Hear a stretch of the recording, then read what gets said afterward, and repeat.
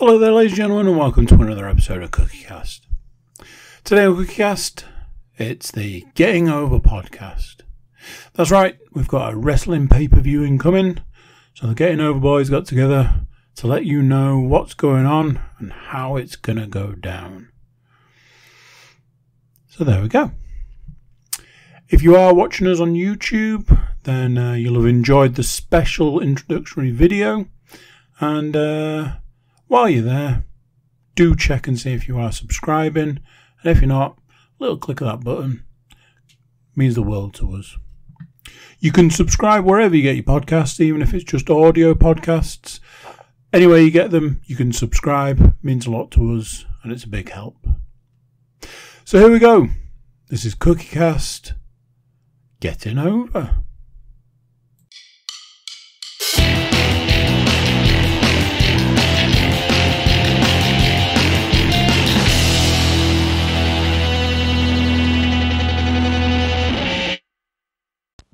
Ladies and gentlemen, at this time, I would like to introduce you to a fantabulous and incredible podcast called The Getting Over Podcast.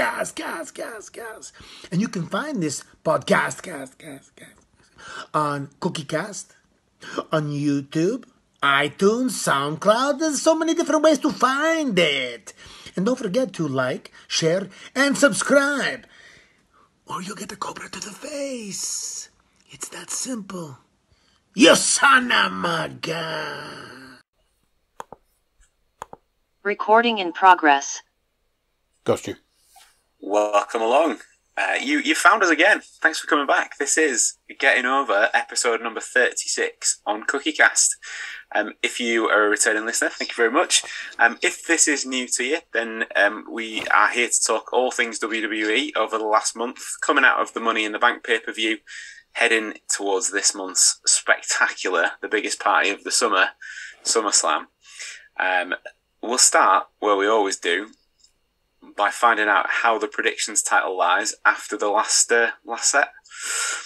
So, give a big shout out to Max last time out as well. Max was on as our guest predictor, submitted his predictions. Bit of a spoiler alert, this time around, there are so many predictions to do, we don't have a guest predictor. So we'll get to that in a bit. But yeah, thank you to Max again for last month. This has been possibly the closest set of predictions we've had, on the basis that 1 point separates everyone. Absolutely everyone. There it is. If you're not on YouTube, get yourself over there. Mr. Cook is proudly displaying the hardware at present. And I've got the belt as well. I was going to say that's the original for the YouTube viewers that are sort of working out why there's two. Andy's got the original, and the one that's behind Stu is definitely a knockoff replica. Yeah, somebody scribbled on it as well, so it's ignorant. Yeah. They're ignorant fools. Well, much like big old Dave Bautista, one man stands alone, and that man, this time around, is Mr. Matthew Moore. Oh! Well done, sir. Disgusting. So out of a possible 7 points, we did all right this time around. Matt won it with 4, so it's more than halfway. The rest of us were on 3, obviously. But yeah, we've definitely done worse than that. I don't think we've done too badly this time around. So I was quite surprised, really. Much like we all were when Tamina rocked up in the Money in the Bank ladder match for the women. Are you trying to tell me that no one had that as a pick? Let me read you the picks for those that don't remember. Don't bother. Andy, Matt, me, and Max all had Becky Lynch. Still hasn't happened. Paul, you had Sasha Banks. At least she's back now. At least you were kind of near, but even with half a point, you still wouldn't have won. So, shut up. Right then, moving on. So before we get to the SummerSlam predictions, we'll talk a bit of news. What's happened over the last month, and where else is there to start other than the 31st of July? Now, I know the answer to this question, but anybody want to hazard a guess as to what happened on the 31st of July? It was the last day of July. I mean, he's absolutely nailed it there. It was the last day of something.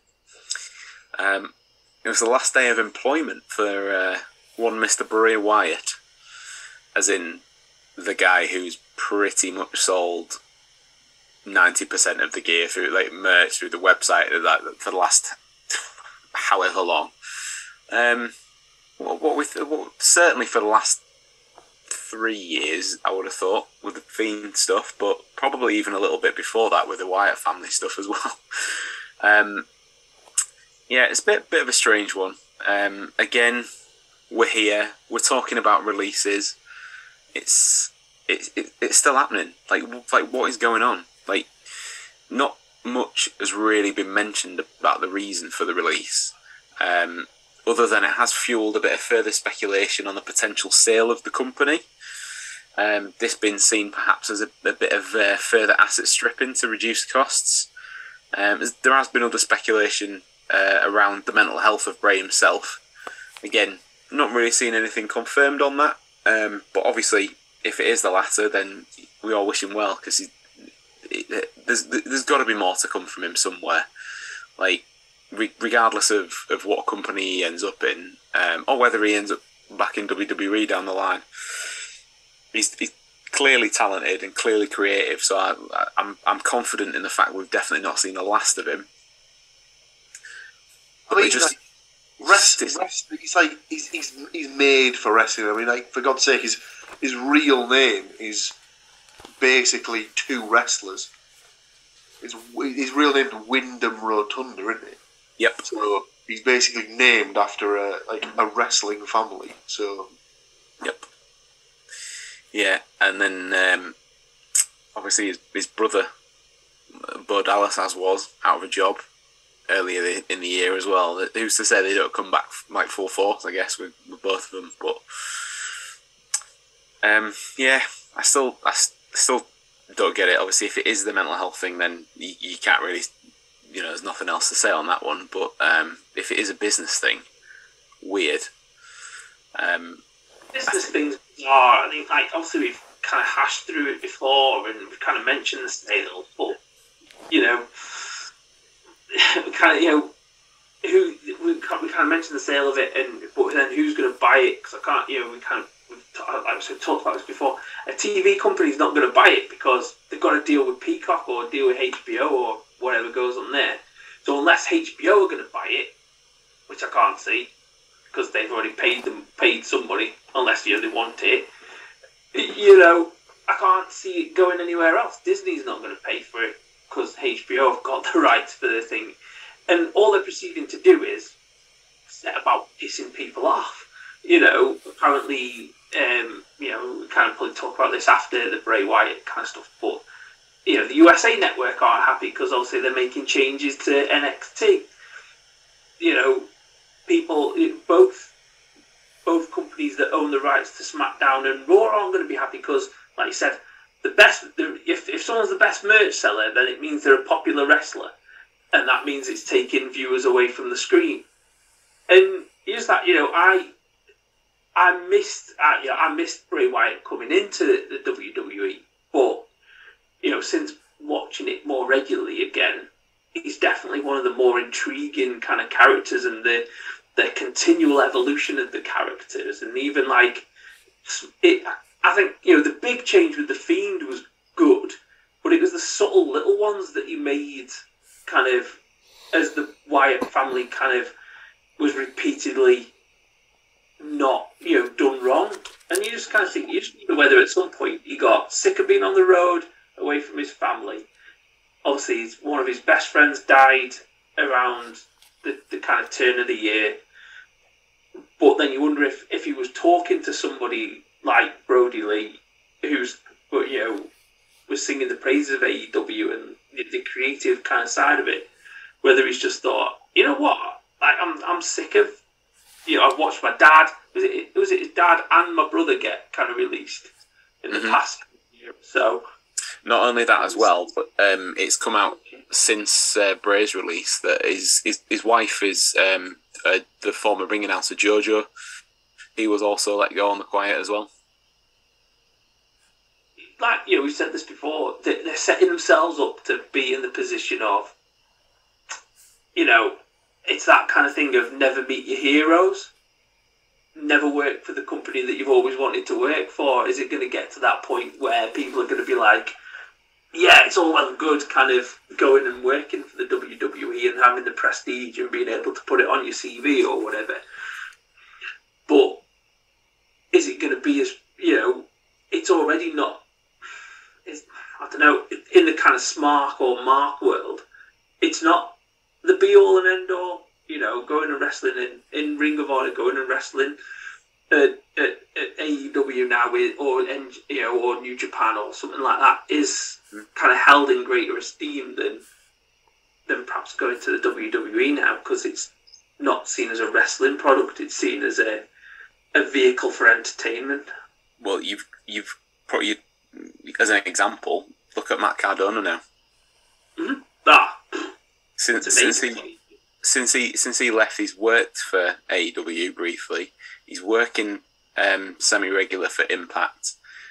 He's gone and done something completely out of his comfort zone in GCW by having the death match with Nick Gage and everything, and taking their world title and what have you. So he's probably busier now than he ever was with WWE. And that's go on, Matt, sorry. Probably more over and more famous than what he was before. He's definitely got more of a handle on his own merch and all the rest of it. That guy blinks probably as many times as t-shirts are produced, like different designs at the moment. He just is unreal. So Bray wasn't the only release. Shock horror. But this one was a little bit more straightforward and probably less surprising, but still came about in a bizarre way. So Ric Flair has been released. I mean, you wouldn't ever sort of be worried about the fact that they'd chosen to release, a 72-year-old guy who still would probably try and get in the ring every chance he got.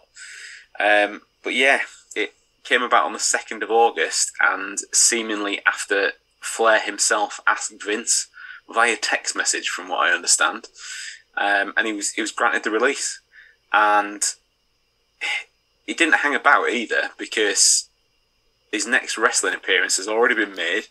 It was accompanying his son-in-law to be Andrade at Triple A's, very imaginatively titled Triple Mania. I don't know where they got the inspiration for that. For his match against the AAA Mega Champion. I'm hoping that's something that's lost in translation between Mexico and English, but because Mega Champion, to me, sounds like something off Power Rangers. But yeah, Kenny Omega. Flair got involved in the match, delivering a series of chops and a right hand as well to floor Kenny Omega. But yeah, it's like, what do we make of Flair going? Like, this guy surely was made for life. I'm pretty sure that the foundations of WWE are Ric Flair, surely, at this point in time. Like it was built on his back. Is that not a thing? He's definitely a part of the fabric of the company, for sure. He does flit in and out, though, hasn't he? Obviously, he went to WCW, and then he's been to TNA and stuff like that. So he kind of flits in and out when he's not the headline kind of act. Obviously, the thing with Lacey Evans went a bit weird. And we kind of agreed that we didn't really like that. And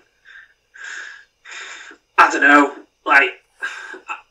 all that I'm praying is that he doesn't wrestle, because now it's just embarrassing. And it sounds awful to say about it, because someone should be like, if you like saying, oh yeah, these people should be allowed to retire when they want to retire. Okay, but when they can't go, and it looks terrible, and it looks like someone beating up a granddad because that's effectively what they're doing. You know, he's not like I think I was watching the obviously I can't think the Shawn Michaels, like his retirement match from WWE with Shawn Michaels. Yeah, was as cut something, I can't remember what it's been used for the other day, as a kind of metaphor for something else that was going on. And he looks decent there, but he just doesn't look. He doesn't look kind of right to be in the ring, and he's going to do all this over the top stuff, and it's just too much. And it just if AEW do it, then I mean that company's finished, because it's just not worth it. It really isn't worth it. Let's not forget that after that retirement match came his entire TNA run. so that kind of says it all. The problem with Flair is that he's at that point now where the decision to wrestle needs to be taken out of his hands, because he's always going to think that he's like, you know, his body's going to be able to do it, because to all intents and purposes, it probably is. Like his body, like it sounds like he's always maintaining on his interviews that he can still do the same number, like I think he calls them Hindu squats or something like that he always has been able to do, and he can probably still bench press most of what he was able to do at his prime, because he was never a massive body guy, was he? He was never in peak physical conditioning. I mean, the several beers and cocktails per night that he was drinking probably put paid to that. But has anyone seen the Nature Boy 30 for 30 that ESPN did about him? I've never been able to catch it yet. I really want to watch that.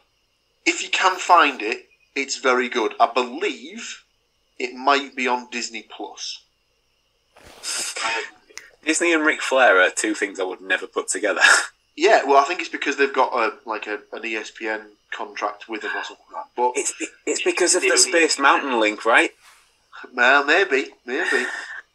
But in that, he goes on to say that he's at the doctor's, like doing his physical or something like that, and the doctor asks him like, well, can you sort of like tell me what you drink on like a weekly basis? And I was like, oh, you know, I'll go out and have like 10 beers, like 5 cocktails, a couple of shooters. If you try Nature Boy, you might find that. And then he was like, "Oh, this is per week," and he was like, "Oh no, this is every night." And the doctor's like, "What?" Excellent. So yeah, the doctor's basically like, I don't understand how you're not dead. But and obviously, like in his mind, he's probably still 40. And probably always will be in his own head, and he needs someone to just like say to him, "No, you can't. Like we're not going to license you to wrestle. You get." But then who's going to tell him what to do? Who's going to tell the Nature Boy? But you can't. You just can't do it, because he'll end up hurting himself or possibly even somebody else who he's in the ring with, and it's just not worth taking the risk. Like Triple H was like, he's his own worst enemy, and he said he's essentially, I'm not saying it in a nasty way, but he's a liar, because he'll say, "Oh yeah, I'm not wrestling anymore," and then he's like, "Well, you know, I'll just take a couple of bumps," and you're like, "No, Rick, you're in your late 60s, early 70s, you can't do it. It'll be all right, it'll be fine." And then next thing you know, and he says, next thing you know is, instead of, you'll say, "No, I'm not gonna hit you, I'm not gonna do anything like that." Next thing you know, he's just chucking himself down in the ring, like taking his own bumps and stuff like that. And you're like, he's just a law unto his own, and you're just worried that it's going to be, you know, perhaps a crude joke or not, but I kind of joke with you guys over the messages, like, that it's going to be like Tommy Cooper. People are going to be watching him, and they're going to be thinking, it's a good bit. He's dead in the ring, and then he's going to be carried from the ring, and people will go, oh crap, he died. Like, he did actually die in the ring last night. It wasn't fake. It wasn't him putting something on. It was genuinely, that was it. That was the, you know, and to be fair, that is probably the way he wants to go. But do people want to remember him for another year or 18 months of him?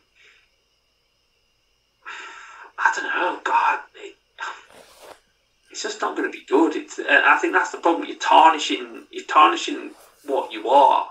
Yeah. That is exactly it, and it's that problem that it's getting to the point where it's gonna ruin people's memories of him and stuff like that. Yeah, he'll just end up as an embarrassment, and that's all people will remember at the end.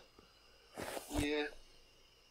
Well, moving on from those two contract situations, there is one other big contract situation that is actually up in the air this coming weekend. So Matt's called it. Adam Cole, his contract ran out on the sly, but being the professional that he is, agreed a temporary extension till at least SummerSlam weekend, so this coming weekend, so that he could see out the program that he's currently in with Kyle O'Reilly. Now, I know that me and Matt have talked a bit about this off air. I have my own views on this as well. The match that he's got on Sunday night against Kyle O'Reilly, I think the outcome of that match could have a big indicator on actually what's going down, because you would expect that if he loses, that's him sort of, you know, putting over the guy on the way out the door. But I think when we talked about this the other weekend, didn't we, Matt? And you were saying that you maybe thought something different. I think O'Reilly's going to win no matter what, because I think they're pushing, however much you like or dislike the character. I'm still on the fence with it. I'm not a big fan of the cool Kyle kind of thing. I think it's a bit cheesy. It's a bit too Orange Cassidy for me. Without the stupid hands in the pockets business. Yeah, I don't get it. But yeah, I don't know. If he stays in WWE, I don't think he's going to stay in NXT. I think he'll go up to the main roster. Mm-hmm. But I hope he goes to AEW. Would be my kind of thing. I know it's probably a kind of thing. I just think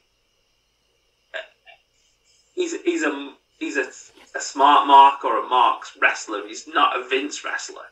No, he should be. He should. You know, if they want Shawn Michaels, if they want, you know, good talkers and stuff like that, charismatic people, you know, he's the perfect guy. But I think Vince has got these kind of blinkers on now that everyone's got to be 6'4", jacked, and they're all going to turn into The Rock, or they're going to turn into Cena, or they're going to turn into, you know, whoever. You know, it's this kind of, I think, like, I was listening to something the other day, and it's like, we don't want short indie guys. Oh, all right, but who's the wrestler that everybody still talks about? Who's the wrestler that the other company have probably spent God knows how much trying to get him to go to Chicago in like however many days? End of the week, innit? Just is that a short indie guy? I think he was a short indie guy. You know, and you look at some of the people who's at the top of the card at the moment. Seth Rollins is a short indie guy. Yep. You know, I can't get my head around. I understand make your own talent. Some of their own talent is fine, but you can't have this attitude of anybody who's in the indies who isn't over 6 foot we're not interested in, because you've buried superstars that you've made by doing that. Balor should be top of the card. But we'll probably talk about this in a bit. But what they do with him, because they've already taken him out of the world title shot. And my problem is that and I suppose in a way, Cole seems to be more durable than Balor. If that's going to be some kind of criticism, that Balor, whenever it was his chance to be pushed, got injured, whereas as Cole seems to be a real workhorse that kind of doesn't suffer these injuries at the wrong moment. Well, I still think it's very finely poised. This it could genuinely go either way. If you I was doing a bit of research and stuff, you believe everything you read online at your own peril. But like something suggested that he's already had a meeting with Vince and it went well, and ideas have been pitched about him going up to SmackDown, which seems to be the obvious fit main roster wise. And if you were ever going to get called up to the main roster, you'd absolutely be made up if SmackDown was suggested, because SmackDown has been far and above anything that Raw has had for the last... Well, I've lost count now. But then, ultimately, when you're on the main roster, they don't allow you to have like the Twitch channels and all the rest of it. And he's openly said that's not going anywhere. So then that kind of points you back the other way again. And the fact that his wife is in AEW and she's their current women's champion and what have you, is like it genuinely knife-edge stuff. I think like whatever decision he makes, he's not going to be short of a few quid. Put it that way. He'll be hotly tipped for all of it. So yeah, we'll see. The final little bit I've got is just a little bit, but it is a little bit more of a positive thing about a guy who they built themselves and seemingly is getting repackaged. Anybody seen the stuff about Elias this week? So I saw that he burned his guitar and stuff like that. Yeah. Or was that last week or something? Yeah, so on Raw this past week, he put his guitar on a bonfire and he was carrying around like a tombstone thing, and it planted it in the ground, and it had Elias, I think it was 2017 to 2021 written on it. Which, I mean, he looks older than 4, but give him credit, he's grown a decent beard. He then said WWE stood for Walk with Elias, but Elias is dead, and that was it.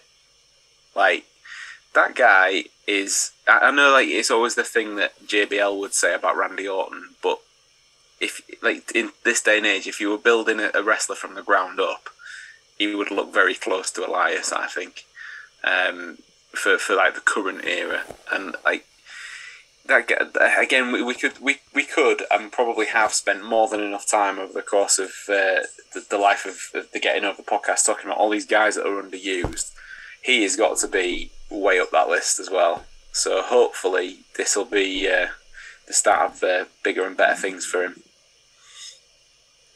Also, are we ignoring the fact that the Undertaker's been gone a little while now, and you mean he's going to the hat shop? Is that what you're trying to tell me?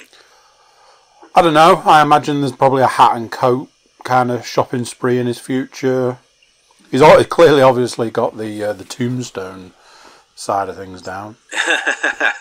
Well, it could have been a less than subtle hint, I suppose. I didn't even think about that.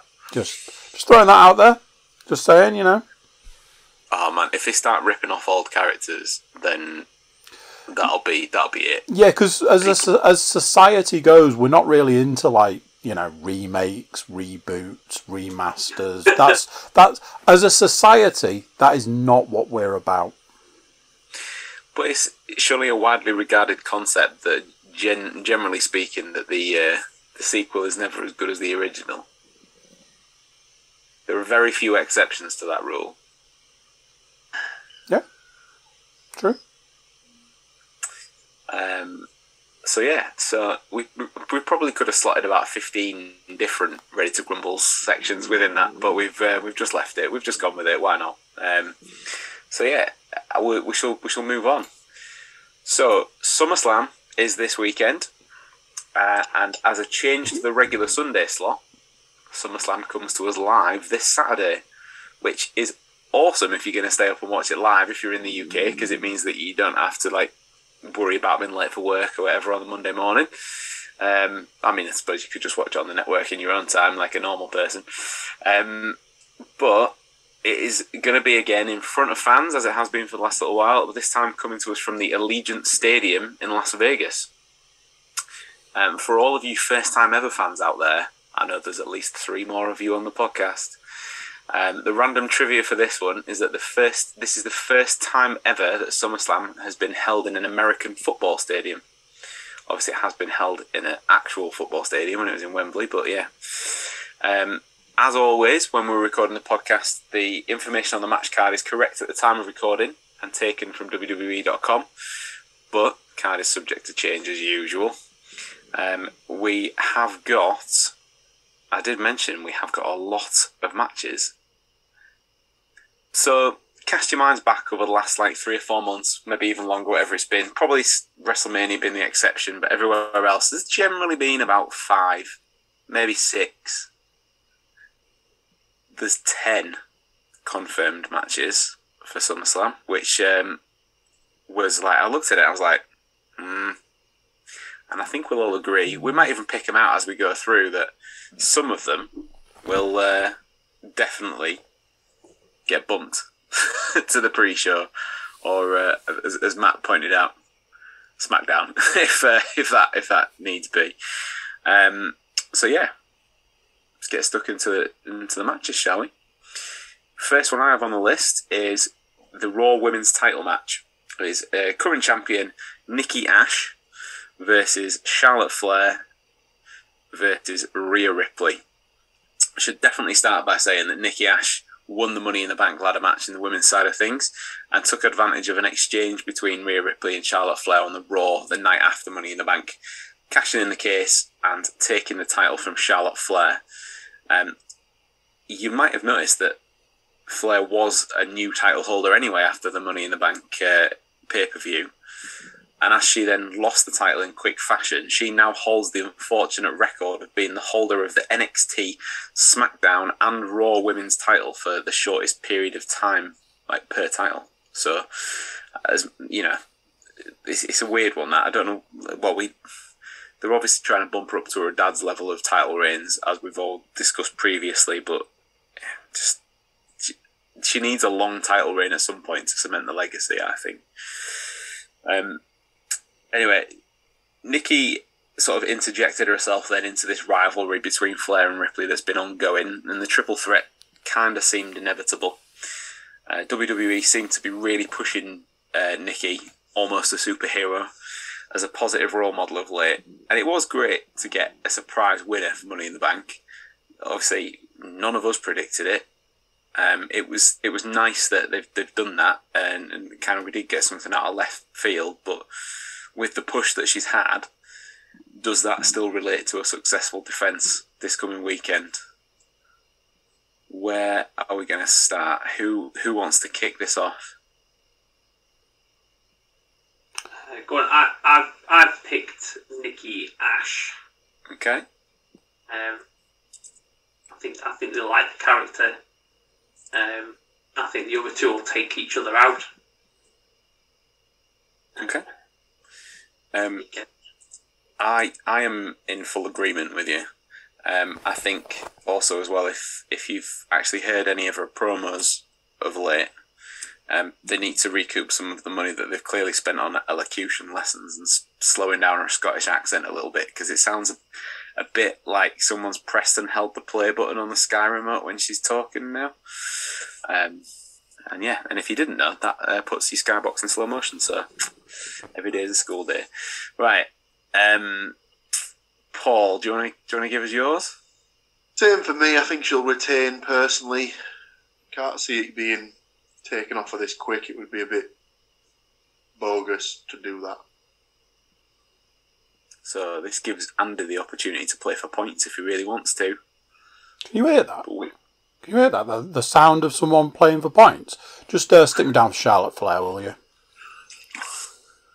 Ooh, something I did see actually that they brought up that was put on Twitter. I think it was that she's wrestled at 4 SummerSlams. She's yet to lose. Yeah, that is also true. As previously been mentioned, I do like a little bit of research before coming into these podcasts, and from what I can say is everything I've seen, even if I don't just keep saying Charlotte Flair until she eventually wins the title, everything that I've seen says Charlotte for the win. So ultimately, you could just keep saying Charlotte Flair until she gets to the 17th title reign overall. Yeah. And then that might be the time that she doesn't win. Okay, fair enough. Right, that's cool. So we shall move on then. The next match I have on the list is the battle of the old 3MB bandmates in Drew McIntyre and Jinder Mahal. So not only is it a battle of all 3MB bandmates, it is also a battle of former WWE champions. Mahal has added the help of two big men to his ranks in Veer and Shanky. However, Drew McIntyre did defeat them both in a handicap match on Raw this past week, and that win bars them from ringside for the SummerSlam match. That's it really. Like Mahal and his cronies cost Drew McIntyre the Money in the Bank match, and as he can't have another title shot whilst Bobby Lashley is champion, that was kind of the only way back in he's got at the moment. So it was a nice, easy setup for him. It felt like a bit of a layup kind of storyline to go into. It's a good one for Jinder to try and get back towards a decent standing on the card as well. But who's going to win? Big Drew or Big Jinder? Don't hinder the Jinder as well. Drew. Right. And he's straight in there. They need to keep him like hot whilst ever he can't go for this title run. So a win in a match like this keeps him up there, keeps him ready and available, and then obviously he'll be ready to take on Brock when Brock comes back. I think the complete opposite of that. You're wrong. I think this could be the beginning of a bit of a losing streak for Drew. And it could like sort of culminate in maybe a heel turn, maybe a switch over to like SmackDown or something like that. I don't know. I just like this. Well, maybe not a heel turn as such, but I don't know if it's that sort of thing where, for me, I don't know if they're maybe building towards moving him to SmackDown and then having him be a guy that goes on a run against Reigns, because they've teased them two before when they've done the Survivor Series, been champion versus champion. Yep. And that was a screwy finish as well, wasn't it? It wouldn't surprise me if they went back to that, to have a little program between the two of them. So I'll be going for Jinder to win. Okay, I agree with both of you in ways, in the sense of I agree with that. Huh? That's playing for points. One pick two. I'll just pick both and have half a point. Yeah, that's allowed, right? So I agree with Andy in that Drew will win for the reasons that he said. But I agree with what Paul just said about they'll move him to they'll ultimately move Drew to SmackDown to carry on this thing with Roman Reigns. But I think that's a bit further down the line yet. I would say that's after WrestleMania territory. Once they've got the Dwayne out of the way, I imagine that'll be where he goes. I mean, if you want to mark this down now, when it comes to the draft next year, Drew will be the first SmackDown pick for the draft. How's that? Further in the predictions, but yeah, for the purposes of this podcast, I have picked Drew to beat Jinder Mahal. Matt, give you the chance to make it 50-50 or make it 3-1. No, I'm going with Drew. I think they'll make him look awesome, kind of thing. Because obviously, everybody knows you win the match to stop the people from being by the ring. Nobody listens to those rules.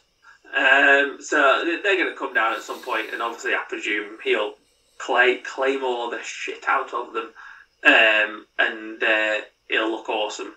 And we'll call it a day there. Unless there's some kind of super showdown, mega mania, something in India coming up at some point, then Jinder might go.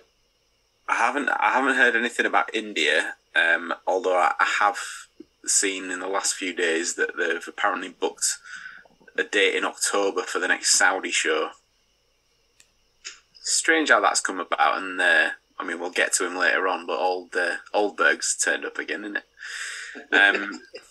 But yeah, that's jumping ahead too far. Right, we're all locked in for those predictions, so we've primarily gone for Drew, with the exception of Paul, who was wrong. So, Edge versus Seth Rollins. This is probably the match on the card with the longest build. It's referenced times that Rollins attacked Edge years ago. I think it was around 2014-ish, whilst Edge was still officially retired. He's obviously... Rollins has attacked Edge a number of times since then, since Edge's return, including costing Edge the Universal title match at Money in the Bank. Very simple after that. Edge challenges Rollins to a match. Rollins delays for a little bit, but snapped in the end and accepted the challenge once he was referred to as Edge Light. So yeah, it's good old-fashioned grudge match against, well, you know, the two of probably the two most evenly matched people on the entire card, I would suggest. For this one, it's flip a coin time, really, for me. Edge needs a win, because if he's still going to be lurking around and near the top of any card, yes, he won the Rumble, he's been screwed or lost ever since. But then Rollins really needs a win, because he's almost been the gatekeeper for SmackDown since his return. You know, with everything with like Cesaro, just putting over the guys on the way up again. So it's like, man, for that reason, I don't think this will be the last match that we'll see, and I'm therefore going for an Edge win because of a Rollins disqualification. So Edge will win by DQ for me, just because that seems to fit my thought process a little better. I was going to say, I think if this is this could be the match that falls into your sort of your dodgy finish sort of category, where like or might even be that we just don't get a finish at all. Sort of brawl to the back, double count out sort of thing to sort of to extend the storyline. In fact, bollocks to it. Stick me down for a double count out. Okay. We don't get them predicted very often, but it's definitely valid at this point. Who wants to go next? Andy? I agree with everything that's been said. But for the whole actually picking someone to win this, I'm going to go with Edge, and that is a prediction that I'm making now because I've gone backwards and forwards on this one about 15 times since I was reading through the matches, and it's literally been a So I think at this point in time, purely because Edge hasn't really had a win going back to, like, is it January? Whereas I think Rollins has had a more recent win. I doubt that's how they pick it, but that's how I've picked it. It's fair enough. Works. If it works, it works. We'll find out at the weekend. Matt, round us out then. I've gone Edge. It feels like his run is in danger of falling quite flat, like his return, and it's kind of, I don't know whether because he was away for so long and then he came back with all the kind of at the Royal Rumble, and then obviously he got injured at WrestleMania and then was like gone again.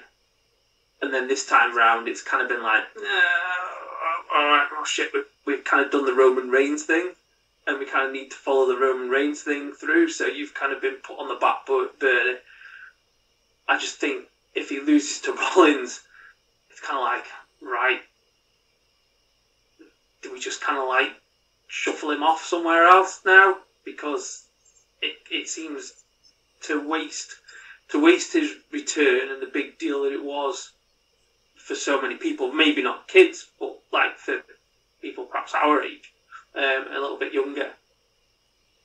It seems a shame that it's just going to kind of fall away into this kind of thing. So I think they really need to kind of set him up to start winning against good wrestlers as well. I think like people who can go and not just kind of like him winning kind of like against dickish heels. I know that's what Rollins is, a dickish heel.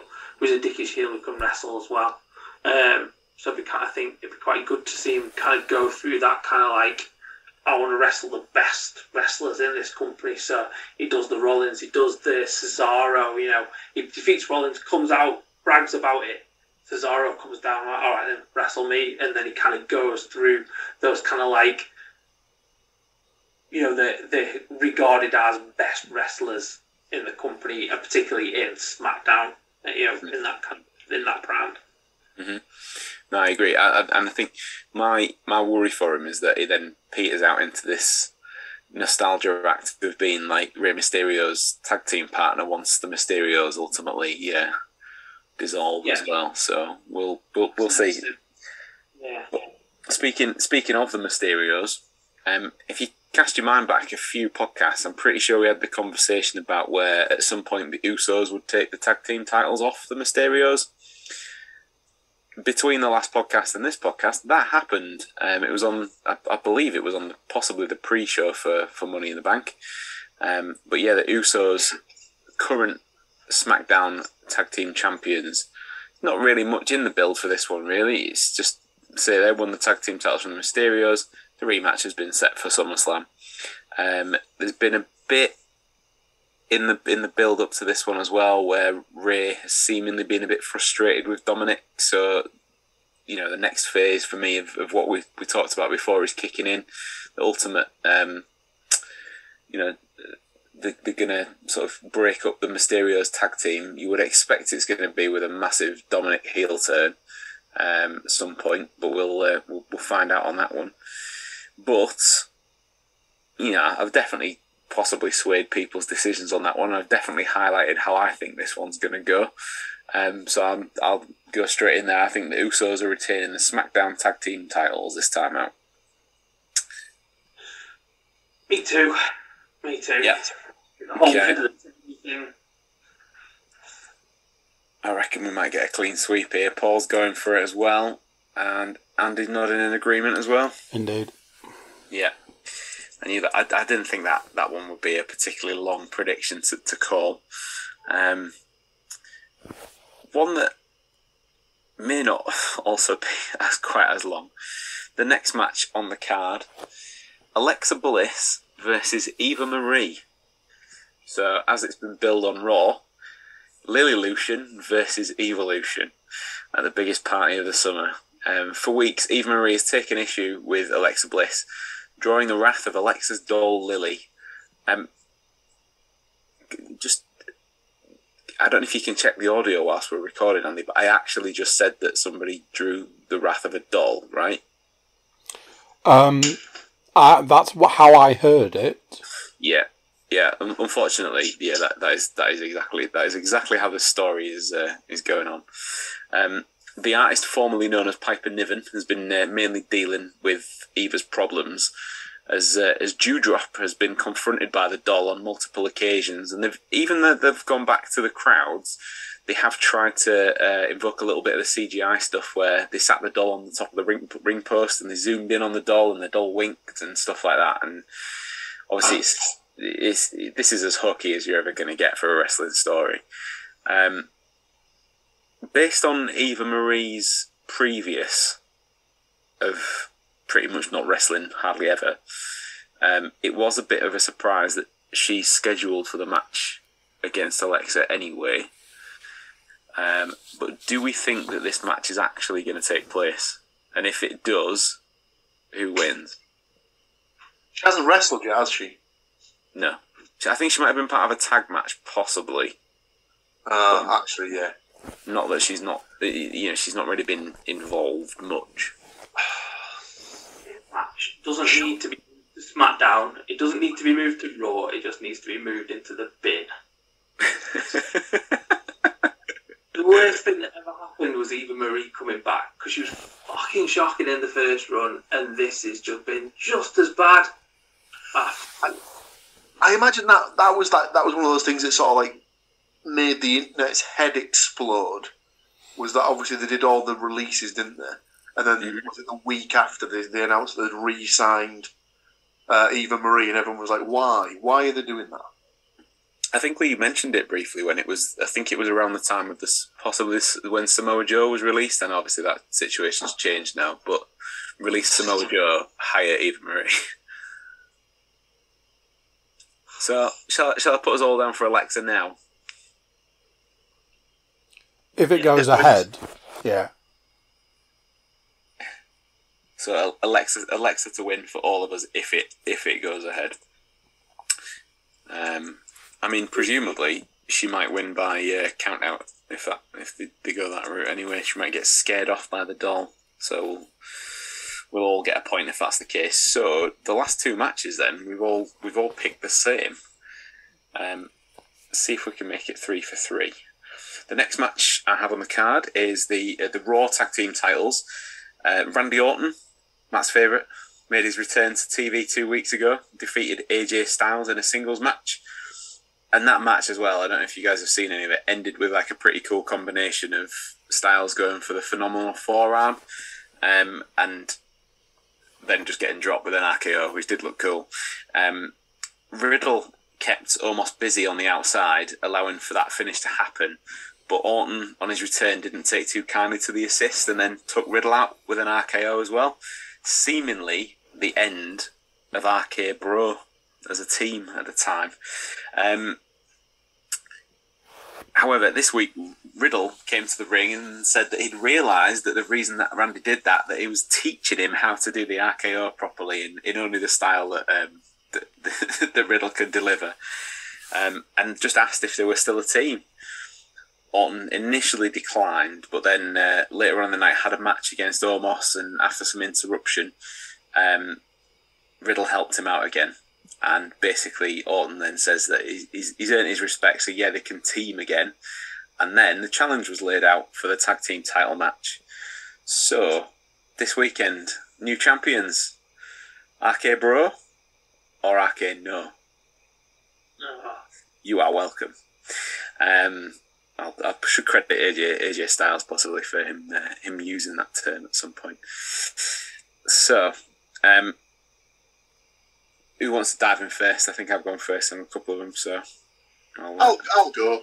I reckon this could be one of the title changes of the evening. Personally, RK Bro for Paul. Yes, please. And he's nodding. Yeah, same for me, please. Okay. And Matt. You know I can't shake Randy. So you're picking him as well. Yeah. Right. Well, I'm gonna play for points then and just put AJ and Omos for that reason. What I will say is, whoever loses, that tag team is done, and the match between those two tag partners is coming to a pay-per-view near you soon. Yeah, I that's a great shout. I mean, can you imagine then when it finally happens, AJ versus Omos is like little and large, isn't it? That's going to be odd. AJ is going to have to work his ass off for that match as well. Money that night. Okay, well, that was another swift set of predictions, so we shall move on. The US title is up for grabs at SummerSlam, with the current champion Sheamus defending against the returning Damian Priest, who's finally returned to action after seemingly a bit of a Bad Bunny hangover since WrestleMania. he's taken issue with Sheamus's treatment of Ricochet and Humberto Carrillo over the last few weeks, calling out the Irishman for being a bully. The challenge for the US title was laid out on Raw, and duly accepted. The odd part of the setup for this match is that The Miz and John Morrison have been thrown into it for the last few weeks. The Miz has been feigning an injury.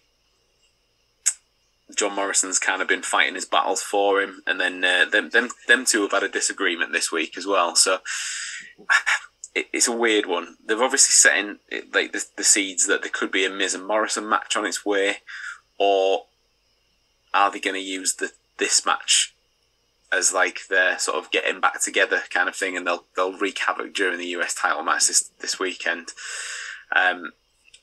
You'll all be pleased to know that they're still pushing the new nickname for John Morrison as America's Most Wanted for Johnny Drip Drip. Yeah, that's probably best left there for now, isn't it? So, Sheamus, will he keep the US title, or is Damian Priest taking it? Andy in there dropping the knowledge in the corner. So, why are we going for Damian Priest, Andy? I keep coming back to Sheamus needs like a bit of something, and then every time I say it, I often find myself going against him. I think Damian Priest coming back and everything that's going on, I think it's like I just see it being a title change, and I don't know what they need to do with Sheamus, but they need to do something, and I don't know what that is. I feel like they need like to stick a rocket up his ass or something. Just do something. But yeah, I see him losing. Unfortunately, he's still nursing that facial injury because he is like wearing the mask. I think part of that is for the act by this point. Just to make him look a bit different. But I suppose if any of that is now still legit, there is the option that he may have a bit of time off as well. So I have gone for Damian Priest on this one too, for that reason, just as a bit of a backup if that's a reason. But I will give some props to Sheamus, who probably delivered what for me was the line of the night on Raw this past week.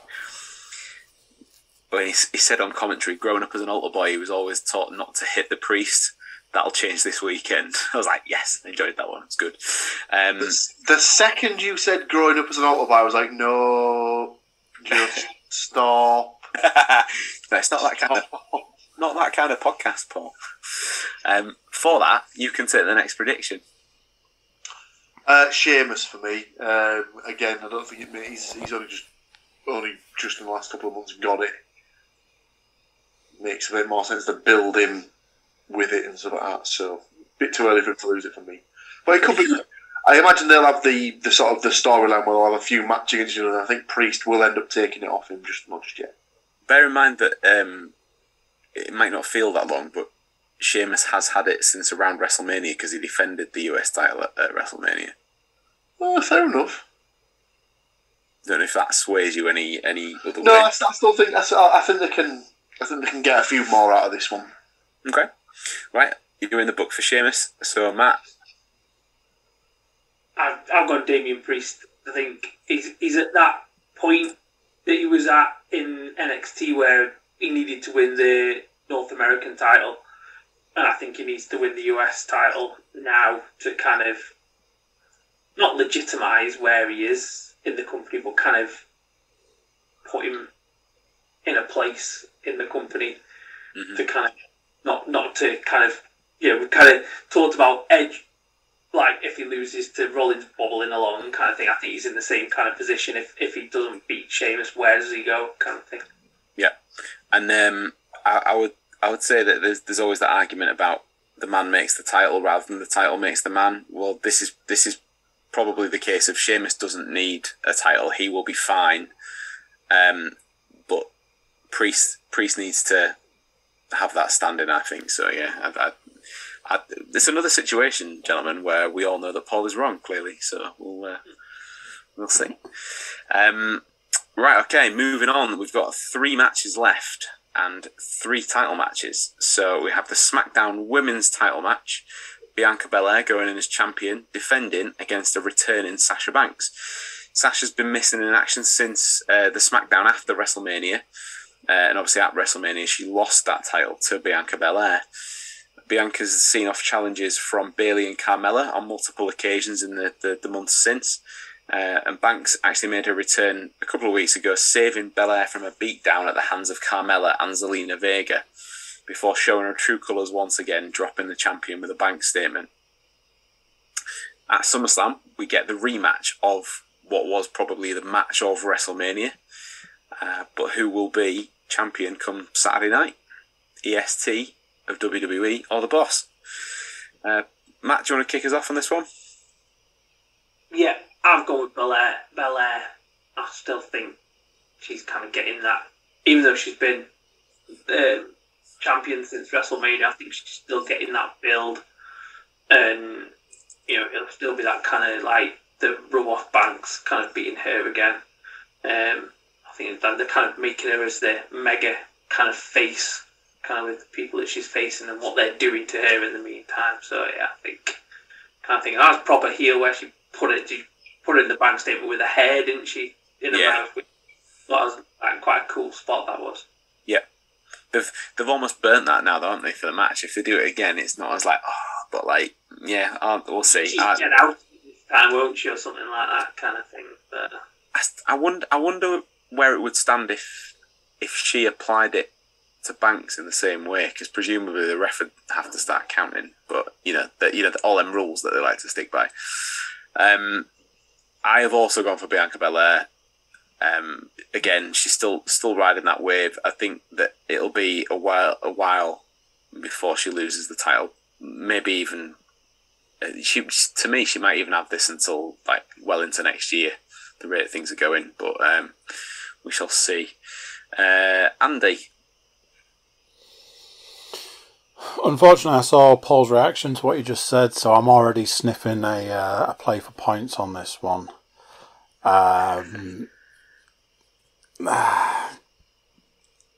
Yeah, sod it. I'm going Banks on this one. Alright, okay. So, based on what you said, I'm deducing that Paul was in agreement with the Bianca Maybe fake me out. Maybe fake me out. Maybe, you never know. I think she needs a long run with the belt. So, yeah, retain for me. Like you said, I think we're at the point now where she should really have it until next year.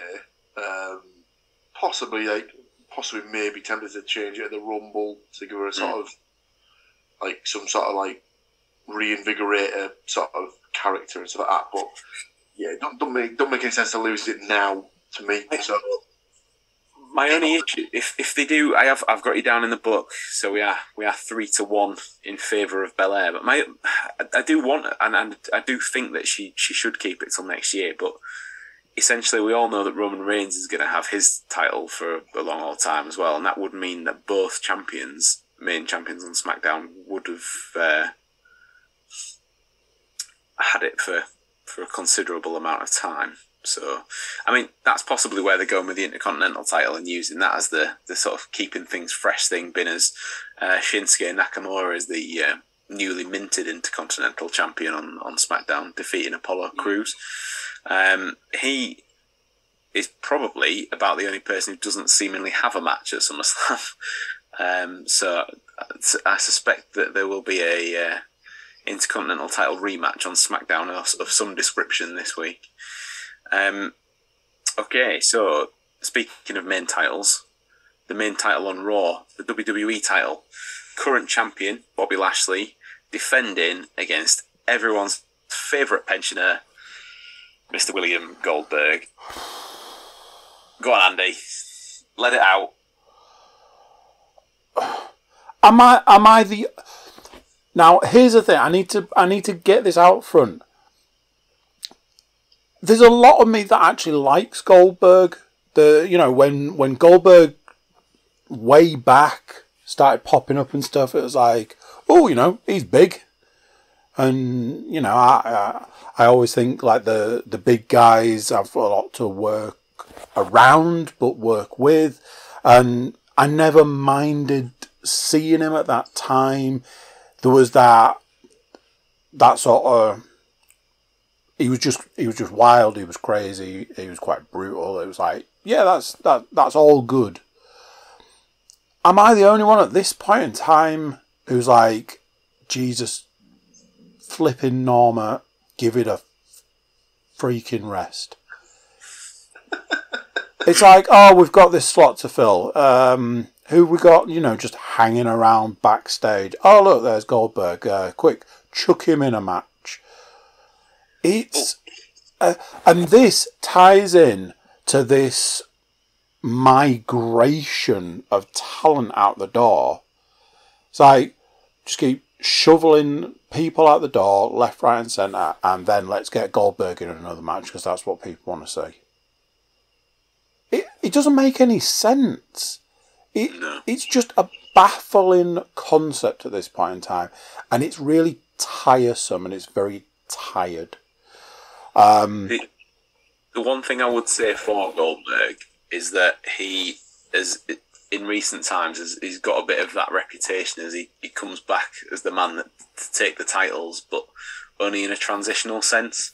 So Goldberg, whilst he's there, obviously to get sort of a bit of a nostalgia pop at the same time, he almost feels a bit like the sort of reset panic button in the sense of, shit, right, we don't know how we're going to get the title away from the current champion based on the fact that we've like just smashed everybody else into the ground that has been challenging for it. We'll bring him back, it makes it a little bit fresh, give him the title for a week, month, whatever it might be, and then everything's fine again. And if they end up doing that to Bobby Lashley, I think that's a massive disservice to the fella. But at the same time, you know, ask Bray Wyatt and Kevin Owens, because they got absolutely fucked over by it as well. So, I mean, I think the number of times we've had the conversation about the only way that this should end is Bobby Lashley versus Brock Lesnar. If that doesn't happen, then it's just like they spend so much time pissing good ideas up the wall that they don't even recognise good ideas. So there's that part of me that's like, yeah, Goldberg's absolutely going to win this. But for the part of me that always wants to see Brock back on the scene and this match happening, I'm going with Bobby Lashley to retain, in the hope that kind of forces Brock back, because there's that. I think this match needs to happen, and probably soon. So I'm very much in the Bobby Lashley to retain, in the I suppose hope that Brock comes back. I am also in the glass half full camp on this one. I've gone for Lashley to win because I just,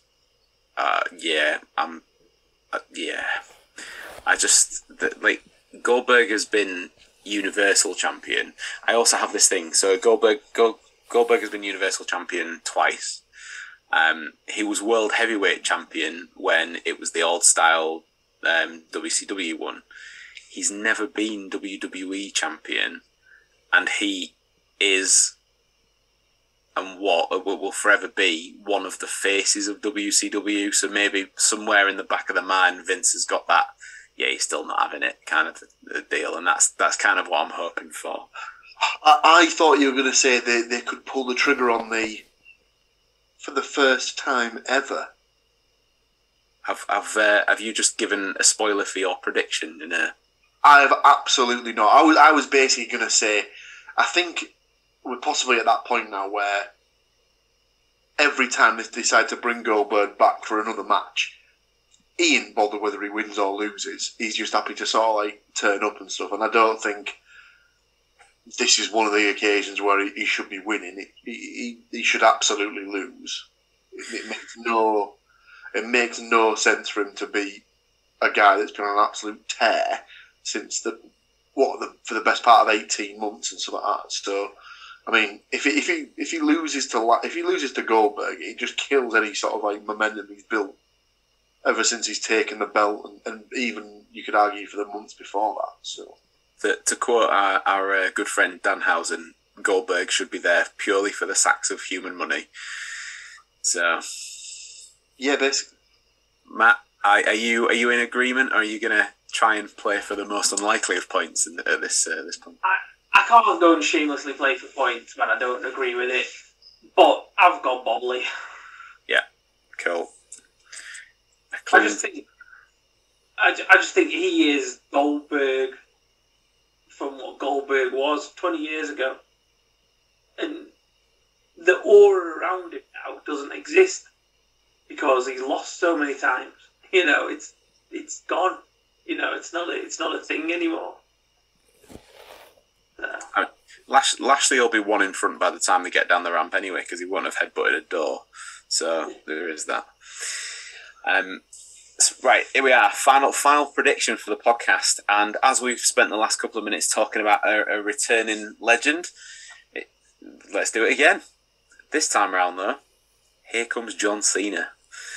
Granted, Cena isn't as old as Bill Goldberg, but nonetheless, the story is kind of the same.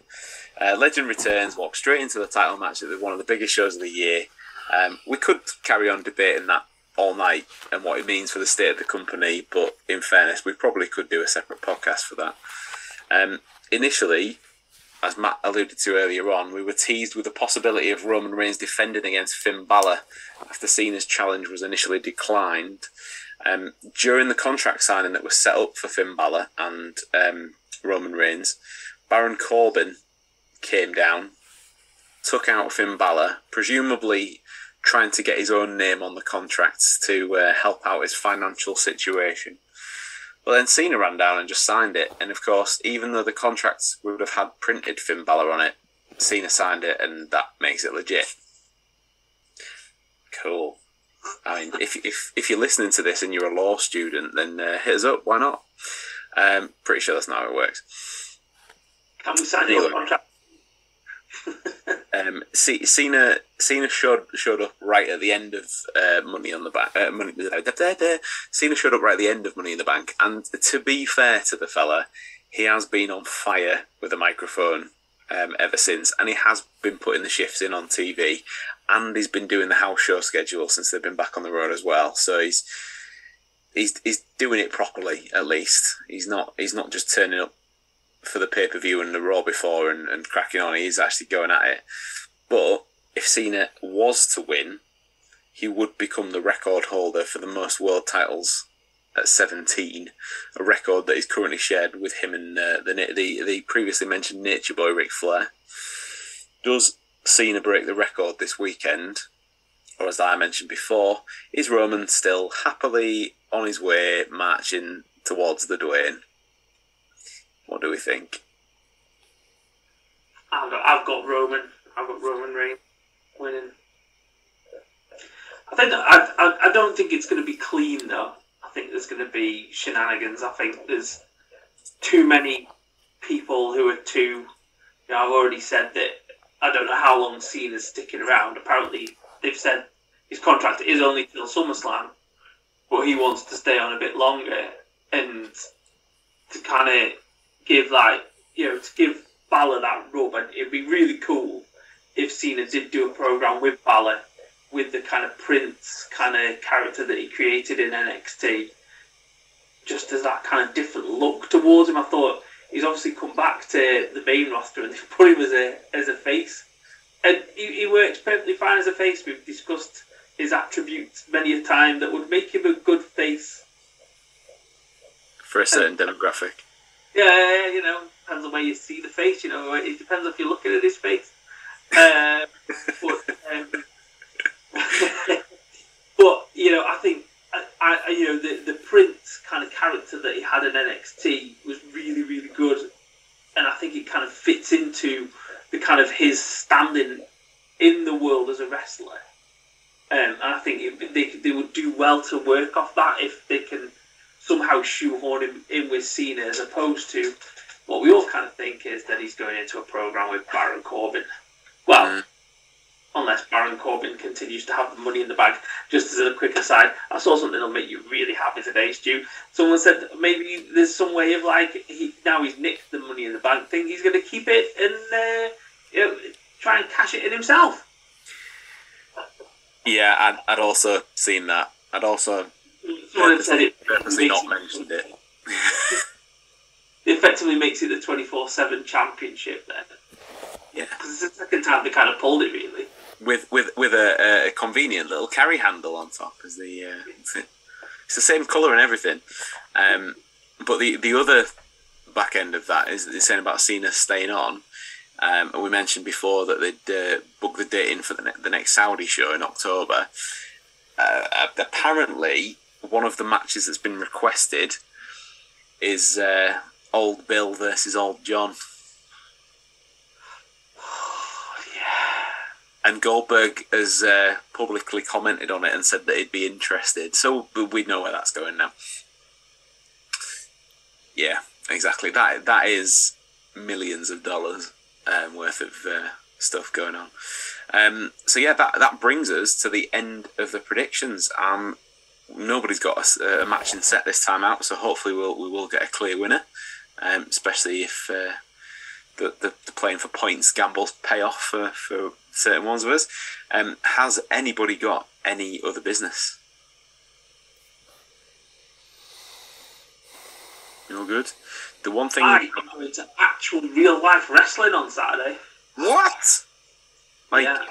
As a participant?